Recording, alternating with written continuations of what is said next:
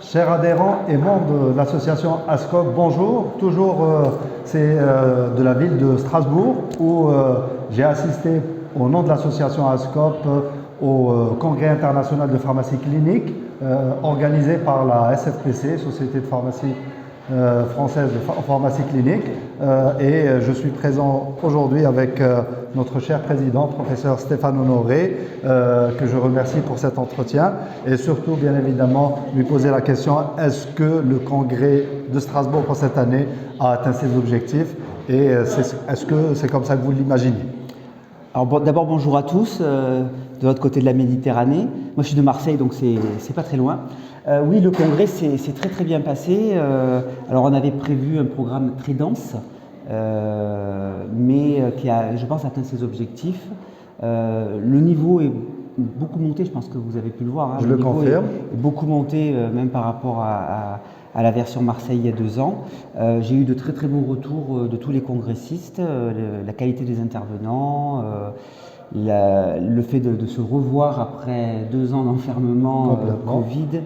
Le jour où à Marseille, en France, pardon, les masques tombent, oui, avec plus de barrières sanitaires. Donc là, ça a été vraiment, je pense, un très bon moment qui nous a tous réunis. Et oui, les objectifs sont atteints. Moi, je le confirme. Là, effectivement, nous avons eu de tout. Et c'est vrai que le pharmacien a souvent tendance à penser à tout ce qui est la sécurisation de la prescription, les interactions.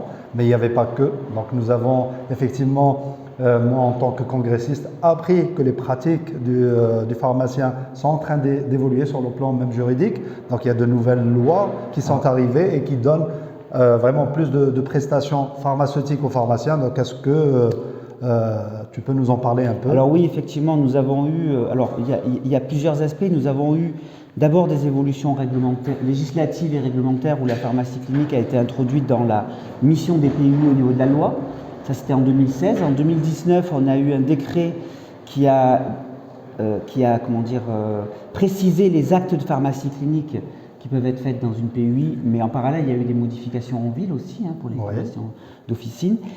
Et puis là, nous avons sorti, donc publié, c'est disponible sur le site de la SFPC depuis dimanche, les bonnes pratiques de pharmacie clinique, un grand groupe de travail qui a l'harmonisation des pratiques et des termes, voilà, et de la terminologie. Et puis on était à Strasbourg, et Strasbourg c'est une des capitales européennes. Donc siège du Parlement européen et du Conseil de l'Europe. Et nous avons eu le privilège de recevoir la directrice. Et Conseil de l'Europe est une structure qui inclut le DQM, c'est-à-dire la Direction européenne de la qualité du médicament et des services de santé, des soins de santé. Et cette structure en fait promeut ce qu'on appelle les soins pharmaceutiques, pharmaceutical care. Et ça tombait bien parce que du coup c'était le siège, et donc là on a fait l'introduction de ce congrès avec les personnes de l'EDQM, et je pense qu'on a bon espoir de collaborer avec eux pour promouvoir sur toute l'Europe, mais également sur le territoire français ces nouveaux soins pharmaceutiques. Voilà. Est-ce que ça a été simple, un peu cette progression comme ça depuis les années 80 voire 90? Non, c'est des progressions par étapes. Alors il y a des fois des grands bonds.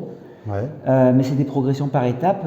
Après, on a des avancées réglementaires législatives, mais finalement, à la fin, c'est toujours les pépettes Oui, il faut justifier effectivement avec les prestations. Et ça, c'est plus compliqué.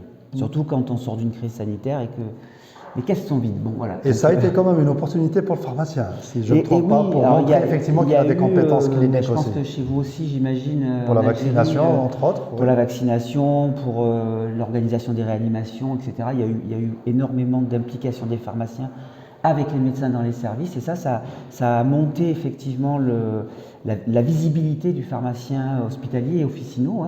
Et c'est vrai qu'on a eu, même pendant la crise, des avancées réglementaires, comme un peu des remerciements du ministre en disant voilà, on a bien conscience que les pharmaciens sont un maillon essentiel, qui peuvent prendre encore plus de place, et je pense que voilà, c'est ce qui va arriver. Donc je suis assez confiant pour l'avenir, moi. Et les 2 points que j'avais retenus aussi, c'est la pluridisciplinarité de ce parcours du patient, donc, et aussi de la collaboration entre les pharmaciens et les autres métiers. Et le deuxième gros point avec lequel nous avons terminé nos journées, c'est l'implication du patient expert, et donc même dans les séances d'apprentissage et dans l'accompagnement. pense qu'effectivement, et comme l'a dit mon collègue Benoît Allenay dans la session sur les apprentissages, l'apprentissage des étudiants, c'est les mêmes méthodes que l'apprentissage des patients dans la maladie chronique. Donc ça, il faut effectivement qu'on s'accapare cette notion d'approche par compétence. Oui. Hein, c'est important pour sécuriser les apprentissages, aussi bien des patients que des étudiants dans la profession.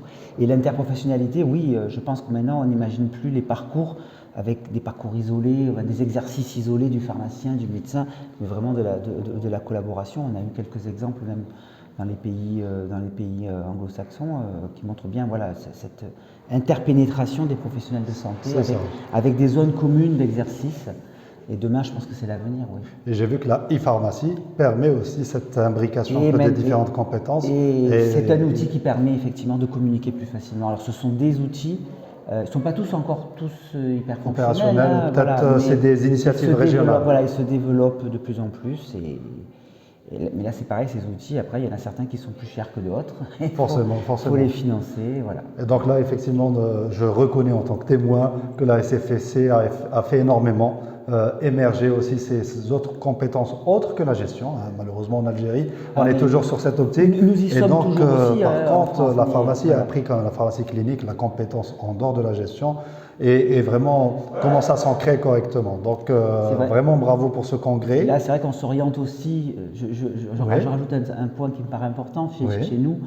Les anglo-saxons, ça fait longtemps qu'ils ont déjà des droits de prescription et nous c'est vrai qu'on commence à avoir renouvellement et adaptation des prescriptions pour pouvoir aller jusqu'au bout de nos IP et de les modifier directement sur les outils de prescription, de manière collégiale bien sûr, parce que ça reste toujours de l'interprofessionnalité. Hein.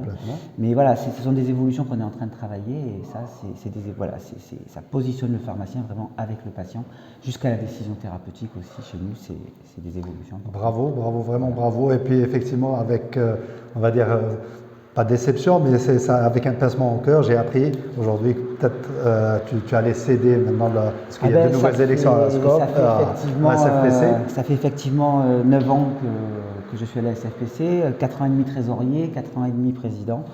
Il faut laisser la place aux autres. Hein. Mais je serai toujours là, en fait. Je serai toujours là. Voilà. Très bien. Merci encore. Merci bon courage. Et au revoir à tous et on à salue une prochaine. nos adhérents d'ASCOP. Merci à vous.